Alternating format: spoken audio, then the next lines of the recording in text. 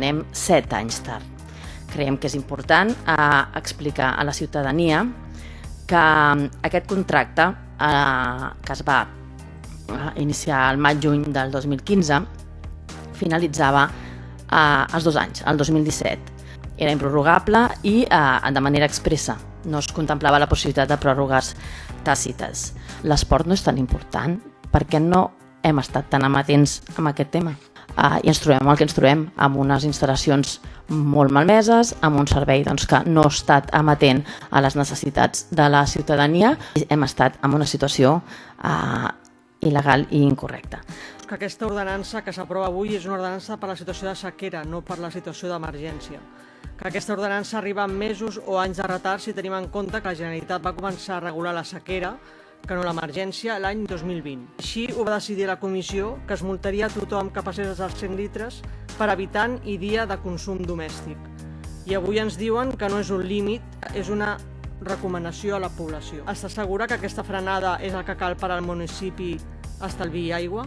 Creu que així deixarem de seguir pagant multes a l'ACA per excés de consum?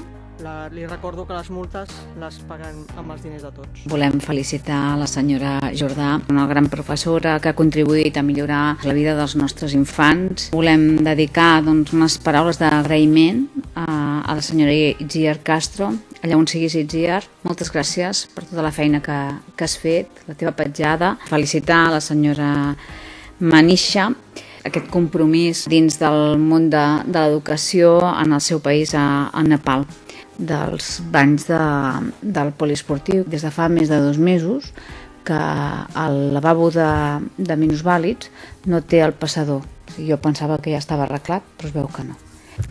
Felicitar el senyor Alba per al seu reconeixement en el nostre municipi amb aquest premi tan important per nosaltres com és el Premi Mussol.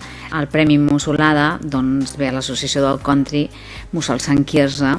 Una felicitació molt cordial a tots els membres de l'associació perquè molts caps de setmana podeu portar la música i el vostre ball arreu de les places del nostre municipi. És una eina que estava pendent, és un camí que segueix i que sobretot serà molt important tenir tot endreçat per poder seguir amb les intencions que tenim de política d'habitatge. Creiem que tot això és un benefici pel poble i confiem en els juristes que portaran a terme favorablement per nosaltres aquesta demanda.